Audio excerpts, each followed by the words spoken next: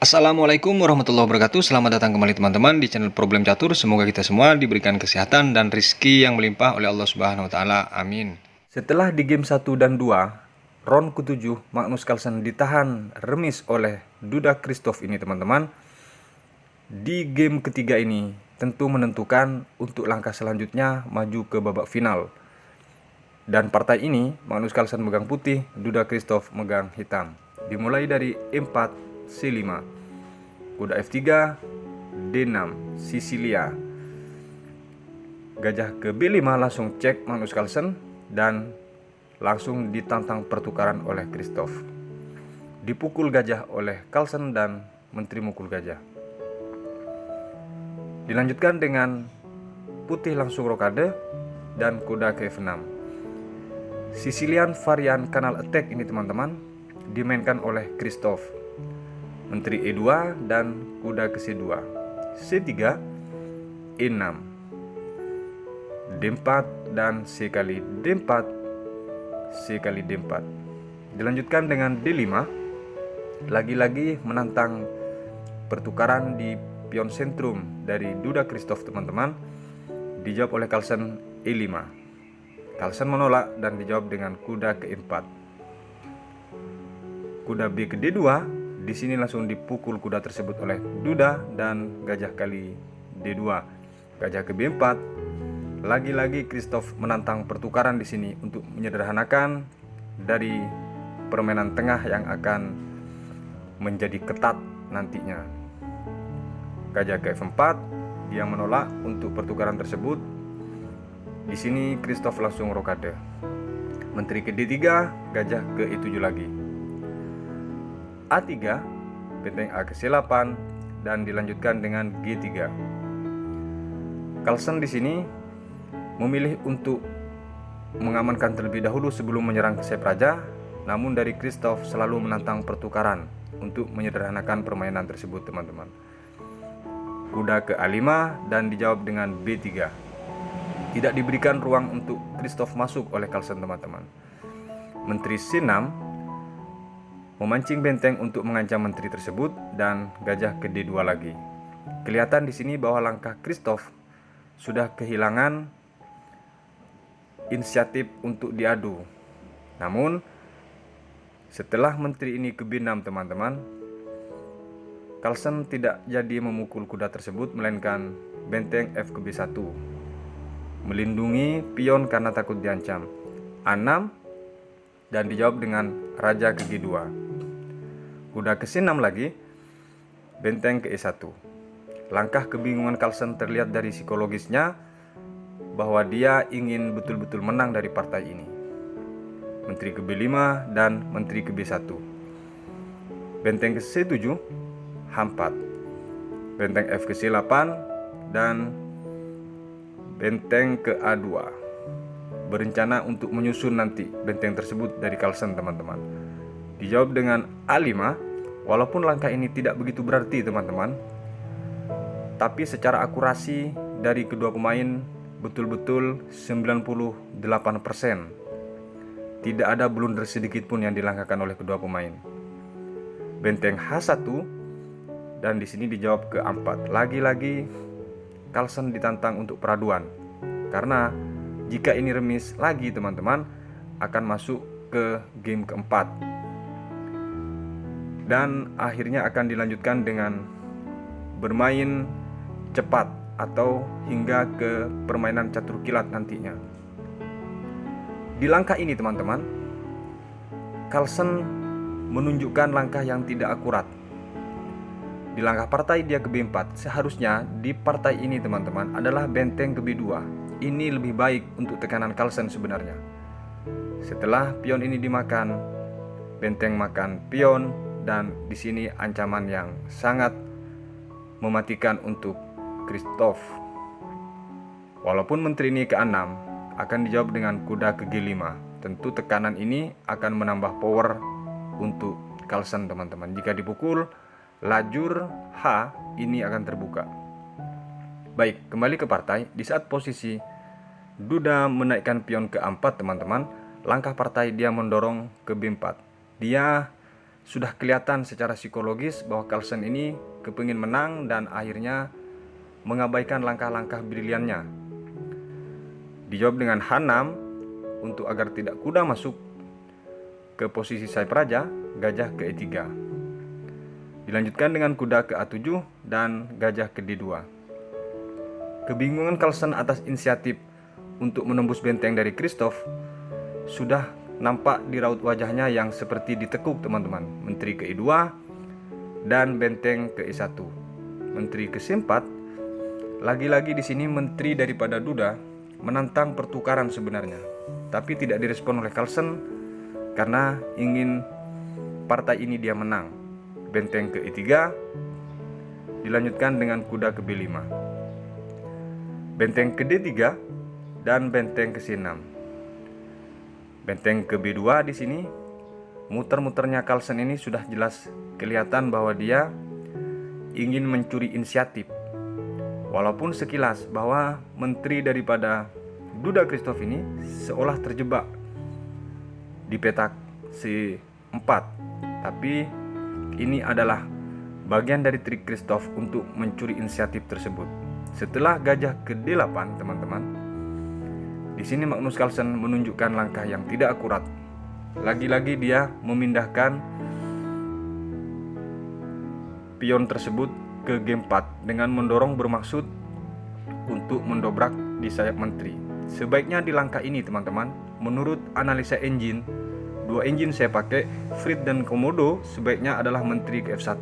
Ini langkah lebih baik dan secara akurasi 98%. Dijawab dengan benteng C7 oleh Christoph misalnya, maka di sini baru G4. Ini lebih baik. Tapi di langkah partai, teman-teman, setelah gajah ke D8 ini, Carlsen menjawab dengan pion G4, gajah ke B6 dan gajah ke E3, kuda C3 dan menteri ke F1.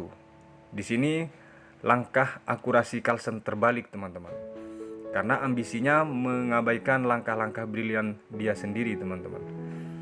Menteri ke B5 dan benteng ke C2, kuda ke E4. Di sini dilanjutkan dengan benteng mukul benteng yang di C6, benteng mukul benteng dan benteng ke D1.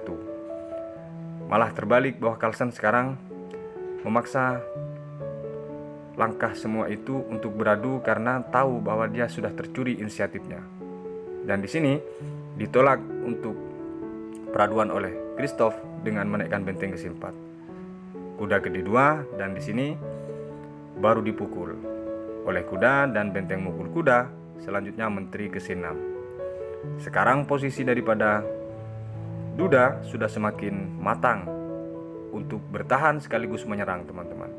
Menteri ke E2 dilanjutkan dengan benteng ke C3, benteng ke A2 dan gajah ke D8.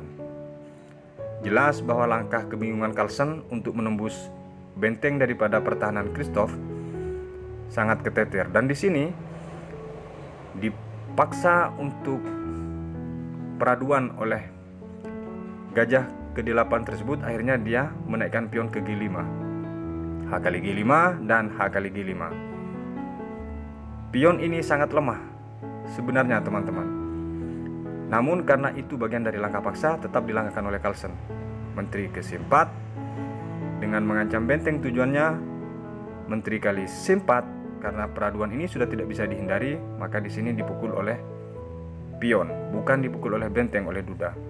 Dengan ini jelas bahwa pion bebas Carlsen sudah tidak bisa lagi didorong, tapi pion bebas dari Duda jelas kelihatan di lajur C ini.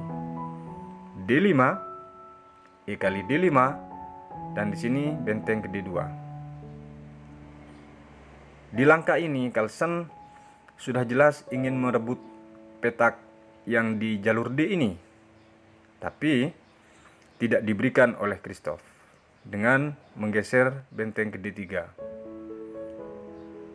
Setelah benteng ini mukul benteng, teman-teman, karena juga bagian dari langkah paksa, ketika benteng bergeser dia harus kehilangan pion yang di A, kecuali dijaga habis-habisan.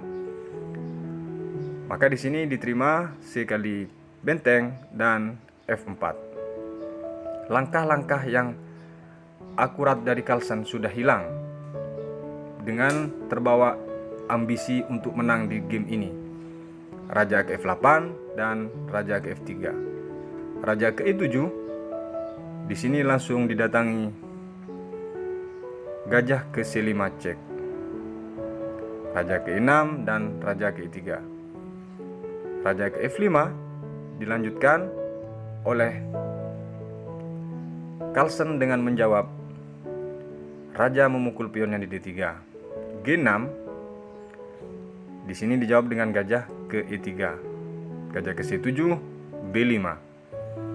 Jelas bahwa pion bebas daripada duda yang di D ini susah untuk dibendung, teman-teman. Dan ini pion sengaja digantung untuk menentukan kemenangan.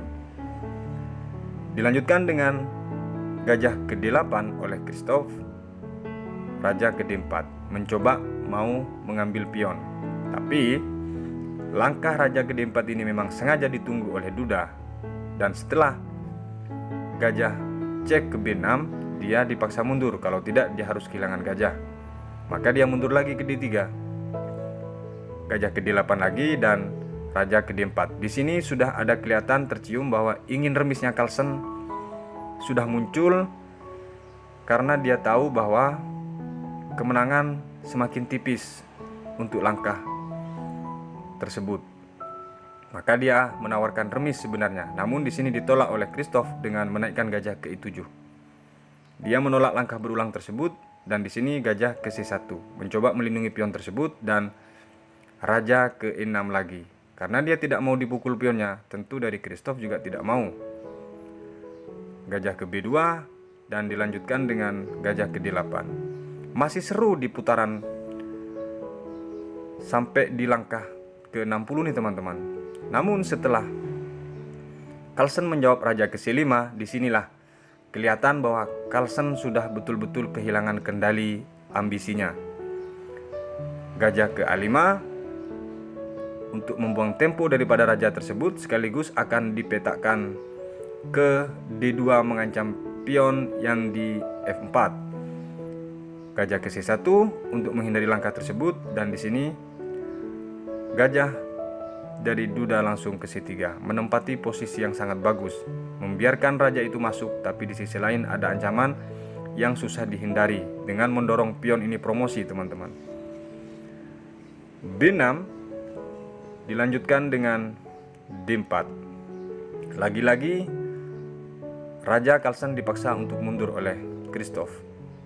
Raja ke C4 dan di sini raja ke D7. Jelas pion yang di B6 dilirik oleh Christoph. Gajah ke E3 mengajak peraduan di sini. Jika dipukul, tentu gajah daripada Carlsen dan sekaligus pion itu juga akan jatuh. Di sini ditolak dengan gajah ke B2. Dan ternyata langkah blunder Carlsen di sini, teman-teman. Di langkah 66 dia memaksa memukul pion yang di D4 tersebut. Di sini dipukullah oleh gajah. Setelah pion yang dipukul oleh gajah di A3 tersebut, maka dia bertambah penjagaannya di petak A tersebut. Gajah ke E3 dan gajah ke B2. Jelas bahwa promosi ini susah untuk dihindari, teman-teman. Raja ke B4 untuk menjaga pion tersebut dari Carlsen dan A3. Dilanjutkan dengan raja ke B3, lagi-lagi dia dipaksa bekerja keras menjaga pion tersebut. Raja ke E6, dengan santai Christoph melirik pion yang di F4. Raja ke A2 dan akhirnya raja dari Christoph ke D5. Tentu dia menguasai jalur yang diinginkan oleh dia. Raja ke B3 lagi, kehilangan inisiatif sudah, tempo juga sudah tidak ada lagi untuk Carlsen. Raja ke E4, dengan leluasa Christoph mendekati pion-pion yang diinginkannya. Gajah ke D2, jika ini didekati ke D3, maka gajah ini sudah kehilangan kendali. Gajah ke D4 untuk meloloskan pion tersebut dan sekaligus mengajak peraduan. Namun jika Carlsen di sini tertarik dengan pion yang di A4 akan mutlak. Betul, langkah Carlsen adalah memukul pion yang di A3 tersebut, karena ini juga bagian dari langkah paksa. Di sini dipukul pion yang di B6, maka di sini raja ke B4. Jelas dari Carlsen harus menjaga keras pion yang di B7 tersebut. Selanjutnya teman-teman, ini satu langkah lagi Carlsen menyerah. Kemana menyerahnya langkah itu? Silahkan di skip video ini. Jika teman-teman benar menebak analisanya, berarti sudah sekelas dari Duda Christoph. Baik, kita lanjut. Langkah yang membuat Carlsen harus menyerah di langkah ini adalah gajah ke F2. Di sini teman-teman, Carlsen dengan senyum kecut karena dia harus terlempar dari World Cup 2021, langsung dia merebahkan rajanya. Kok bisa menyerah? Kan itu mungkin pertanyaan teman-teman. Baik, kita analisa sejenak. Langkah terbaik di posisi ini adalah dengan menjalankan raja ke B5. Ini analisa dari dua engine teman-teman. Gajah ke G3, F5. Dilanjutkan dengan raja mukul F5 dan raja ke B6 mencoba mendekati pion. Gajah ke F4 mengajak peraduan, dan di sini gajah ke C3. Gajah pukul E5 mengancam lagi dengan mengajak peraduan, dan jelas pion salah satu di antara dua ini pasti lolos. Gajah ke B4 misalnya, maka di sini dipukul pion tersebut. Dua pion yang pasti lolos, walaupun yang di B7 ini gugur, dipastikan Christoph tetap melaju ke babak final. Dengan ini, Carlsen harus tersingkir dari round ke-7, dan akhirnya dia mencari babak selanjutnya itu dengan angka juara 3 atau juara 4 teman-teman. Baik, sekian dulu video kali ini, sampai berjumpa di round 8, yakni Duda Christoph melawan Karjakin di babak final yang di babak 8 tersebut teman-teman. Baik, sekian dulu video kali ini, sampai berjumpa di video berikutnya. Wassalamualaikum warahmatullahi wabarakatuh.